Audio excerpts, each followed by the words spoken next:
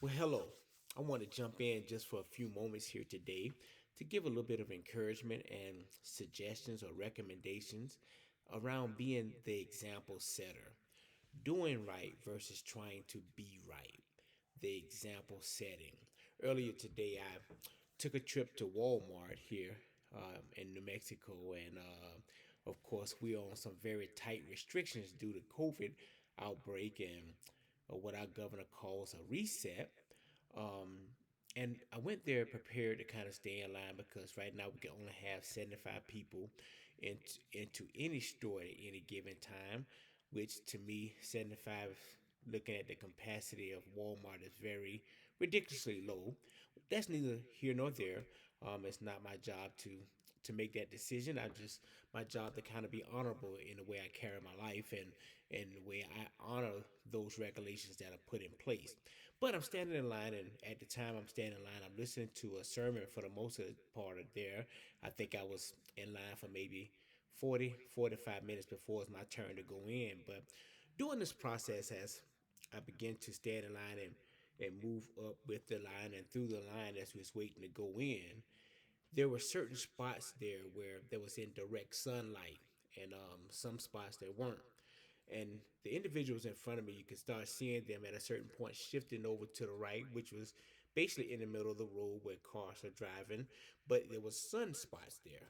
No biggie, right? Because they was trying to stay warm. Can't blame them. Get in the sun, stay warm because you're waiting in line, and it can kind of get a little colder when you're just standing still. But here's where the issue comes in at. During this particular time, as we some of them had maneuvered into the roadway, there was a car that was coming down towards them in the lane that they were standing in. Now, there's two wrongs here because either person could have just done right by moving over. The group that was in the driving lane could have moved back over to the sidewalk, sellers and all, or the person who was driving the car could have just drove around them in the spot because there was no other cars coming in that direction. But what caught my attention is one gentleman up front, and the front of that line, in front of that car, made the statement, "Just go around." What a jerk! And it began to ricochet down the line of those who were behind him, proceeding to call the guy who was driving the vehicle the jerk. Now, when you look at both of these situations, both parties to me had room to where they could have done right versus trying to be right.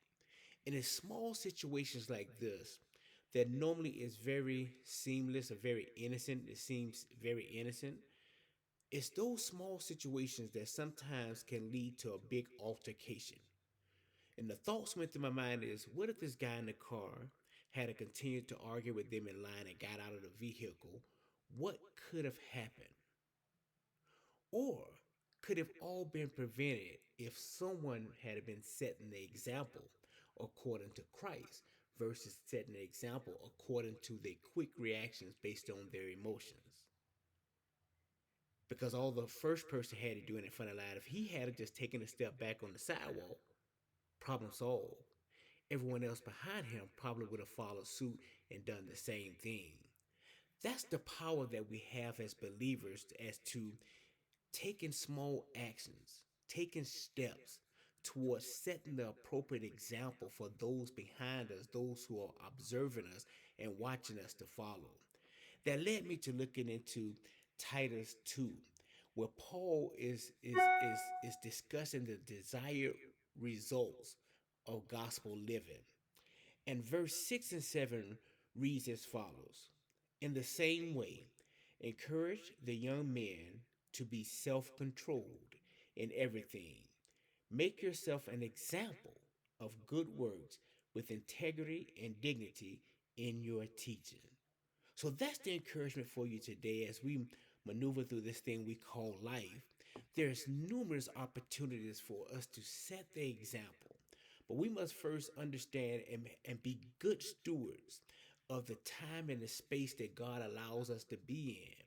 We're either going to set an example that mirrors God's word, that mirrors the gospel of Jesus Christ, or we're going to set an example that's going to enable further darkness based on the world that we live in, the times that we live in these moments, in these times. So my encouragement to you is to find a way to set the right example. Are you living a life, as Paul talked about in Titus 2, that gets the desired results of the gospel? Or are you becoming a part of the problem by responding like the world will respond? Remember, no good deed goes unnoticed. The smallest detail can make the biggest difference for those who could be observing you and could be following step and following suit in what they witness you do. Have a blessed day, guys, and be example setters as you live this thing we call life. Have a great one.